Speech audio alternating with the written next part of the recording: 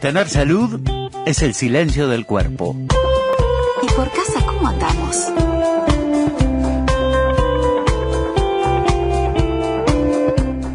Continuamos junto a ustedes, como siempre, hasta las 17 horas. Esto es Buenas Tardes, Uruguay. No sé si ustedes recuerdan que la semana pasada estuvimos hablando del incidente con el joven que venía en un ómnibus, en ruta, creo que era por el departamento de San José, luego lo bajaron, porque interpretaron que o la interpretación básica del personal del ómnibus era que, bueno, esa persona estaba molestando al resto de los pasajeros, lo bajaron, bueno, de ahí pasó algo terrible y de ahí como que se disparó un poco esto de que tenemos que hablar de cuáles son los síntomas cuando vemos a una persona que no está reaccionando como podría reaccionar a alguien normalmente. Invitamos a Mercedes Sosa y hoy la invitamos de nuevo.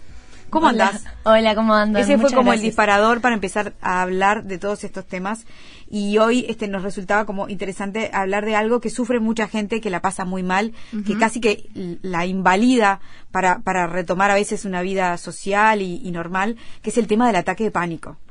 Sí, es un tema como muy común y muy en auge también, ¿no? Sí, sí, lamentablemente, porque, ¿no? Sí, porque antes capaz no se definía de una manera específica qué era lo que estaba pasando, a la gente le costaba como entender cuáles eran los síntomas de la persona cuando estaba sufriendo un ataque de pánico. Hoy, por suerte, tenemos mucha más información y sabemos diferenciar los distintos trastornos de la ansiedad. Si es difícil para uno entenderlo lo que le está pasando, más difícil va a ser para los demás. Exacto, y lo que tienen los trastornos de la ansiedad es que son diversos, son diferentes, todos tienen síntomas distintos, pero los ataques de pánico lo que tienen es que son muy agudos, muy efervescentes para la persona, pueden salir desde situaciones estresantes hasta realmente en situaciones de tranquilidad. Y estos tipos de ataques lo que tienen es que la persona realmente siente mucho miedo. No sabe bien qué está pasando, por lo menos en su primer o su segundo ataque de ataque de pánico.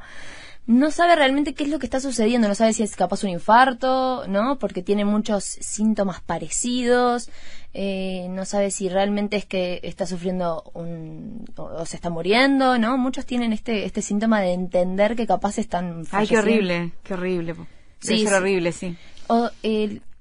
El ataque de pánico nosotros podemos saber si estamos teniendo uno, en principio porque tenemos ciertos síntomas físicos. Nosotros vamos a tener agitación, palpitaciones, vamos a tener sudoración en las manos, vamos a tener también, podemos tener como parálisis, sentirnos como paralizados, sentirnos muy nerviosos, llenos de miedo, y en algunas ocasiones aparece esto del temor a morir.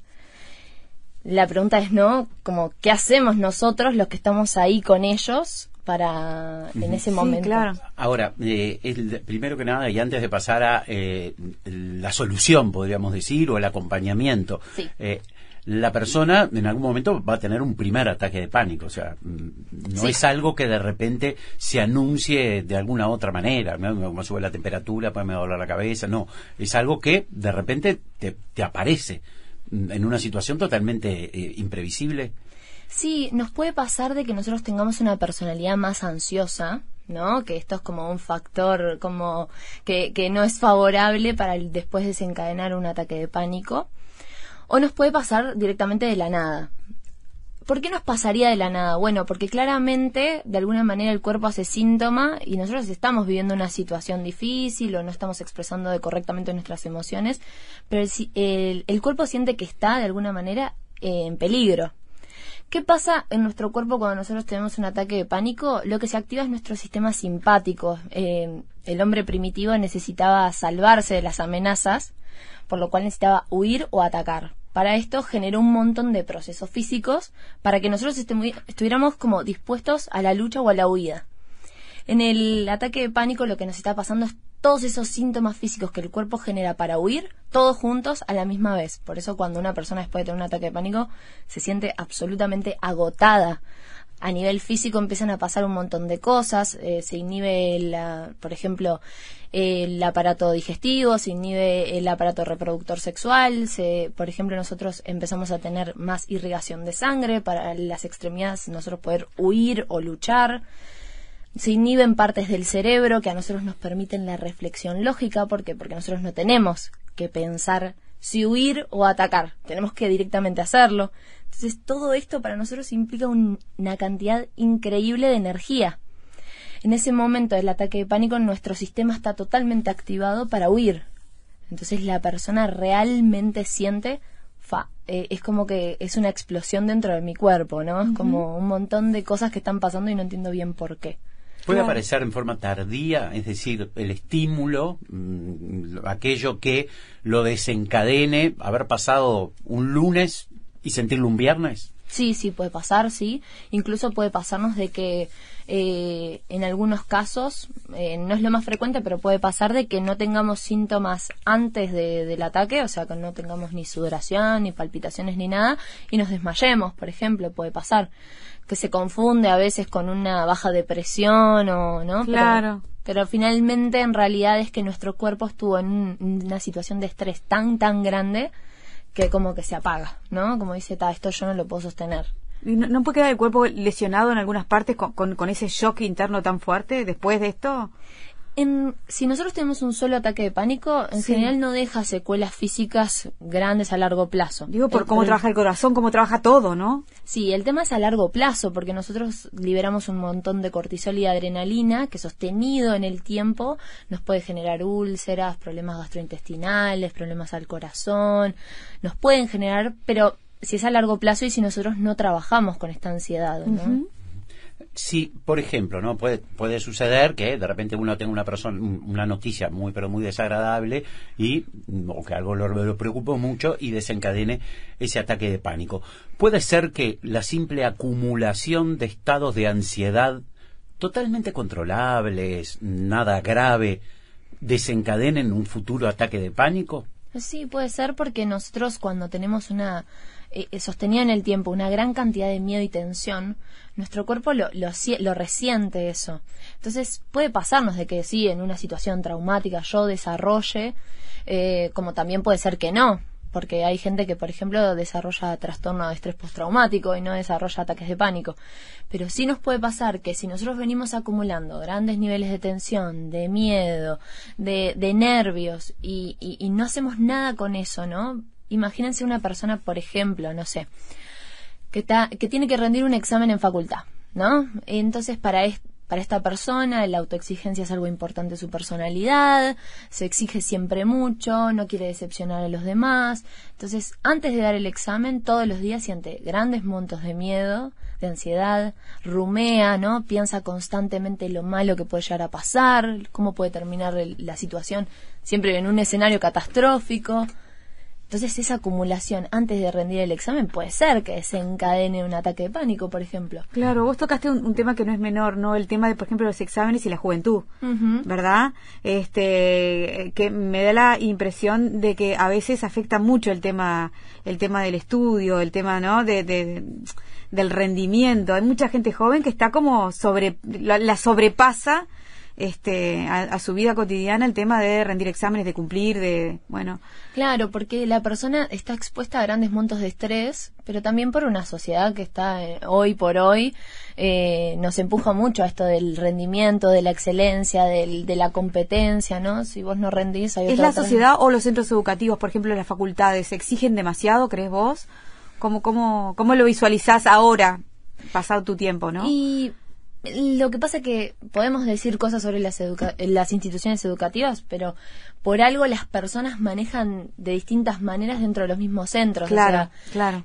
Y tiene que ver con nuestros factores protectores. Nosotros, ¿qué hacemos para lidiar con nuestros grandes montos de estrés? Sin importar si la educación es buena, mala, claro. o la institución está bien o es exigente, sino que tenemos nosotros como herramientas para eso. ¿Cómo lidiamos nosotros con nuestro estrés y nuestra ansiedad diaria?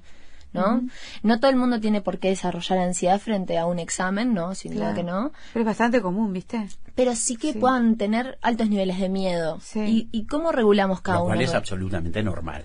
Totalmente normal. Lo ha sido desde siempre. Sí. Sin duda. ¿Están más preparadas las generaciones actuales para ese tipo de estreses? Bueno, hoy por hoy puedo decir, o por lo menos es mi opinión personal, que los jóvenes están cada vez más no sé, informados o saben sobre esto de las terapias, las herramientas que necesitamos, como que parecería que estas generaciones vienen como mucho más informadas.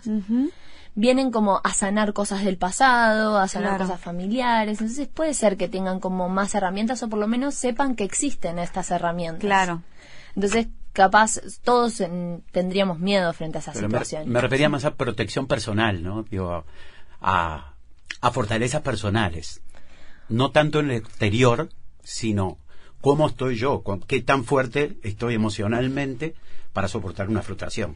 Sí, pueden ser que lo tengan más fácil el reconocimiento, que capaz otras generaciones no lo tenían tan claro, esto de reconocer qué me está pasando o qué me está faltando para cierta situación.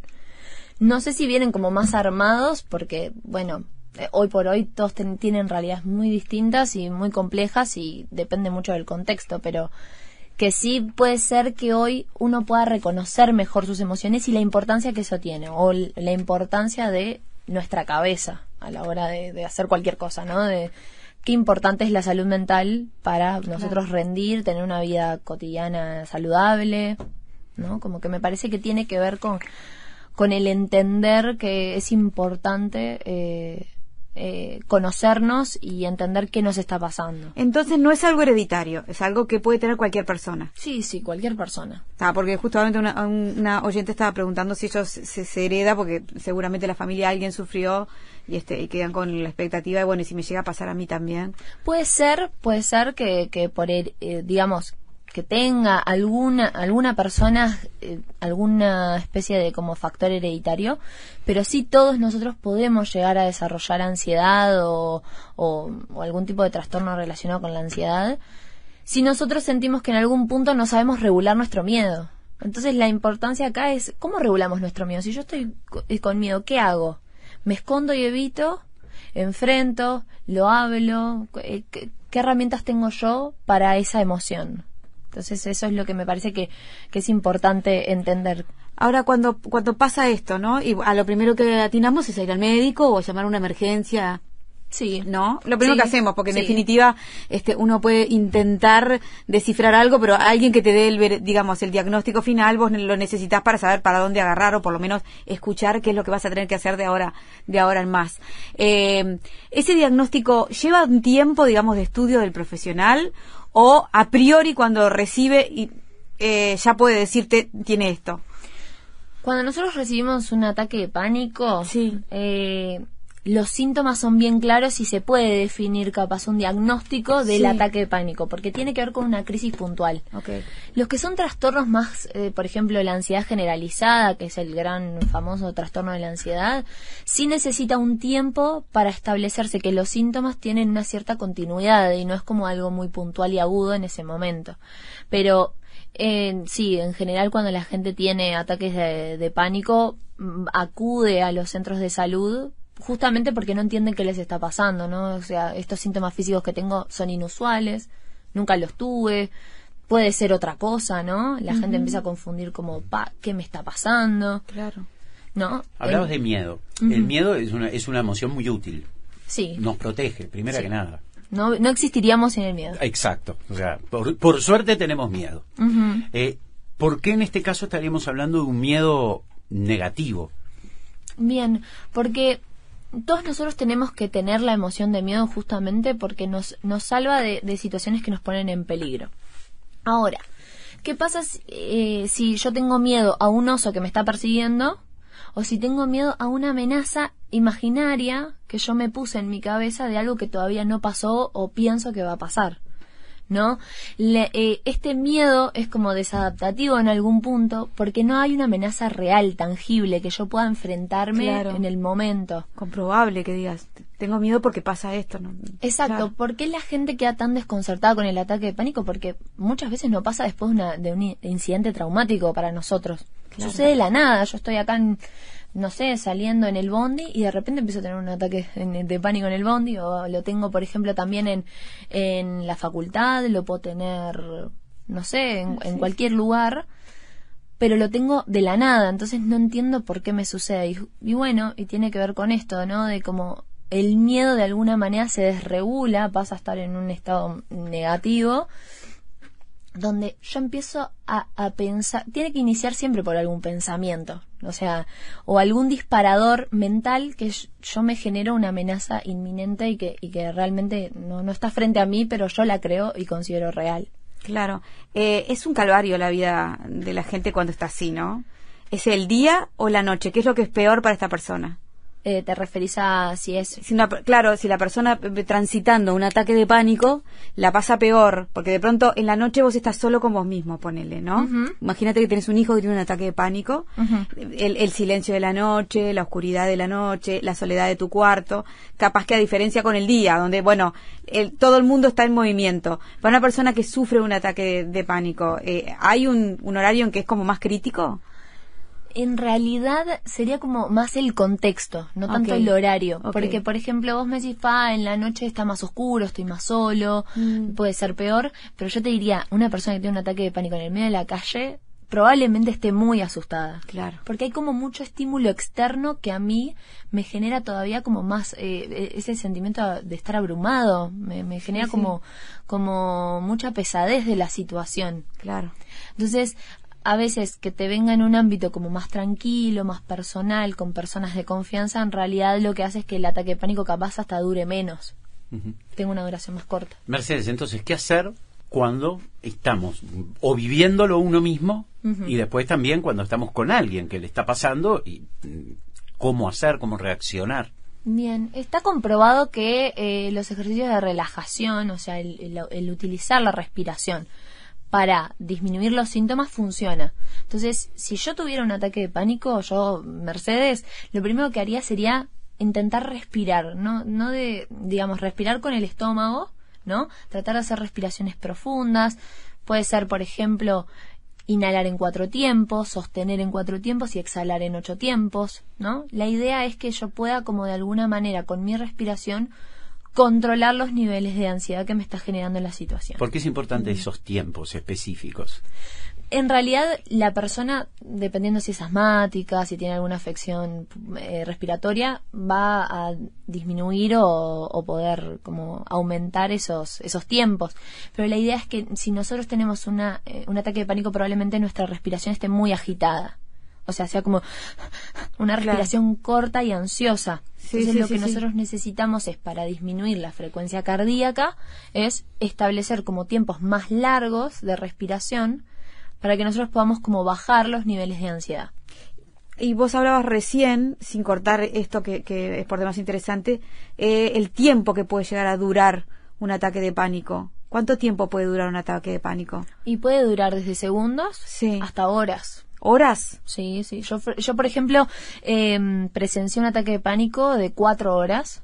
Fue fue bastante largo y costó como que la persona entendiera lo que estaba sucediendo. Fue muy agotador también para Por supuesto. ¿Ahí no apelan a los fármacos o trabajan con esta metodología de la respiración, de lo que pueda aportar o colaborar el paciente en este caso? Bueno, en lo posible, en ese momento no podíamos, pero en lo posible estaría bueno que la persona se acerque a una puerta de emergencia por un tema de recibir algún tipo de ansiolítico, algo que te pueda bajar, ¿no? Es muy, muy común el uso de fármacos para salir del estado de pánico, sobre todo cuando es muy duradero y para la persona es muy agotador. Claro. Finalmente.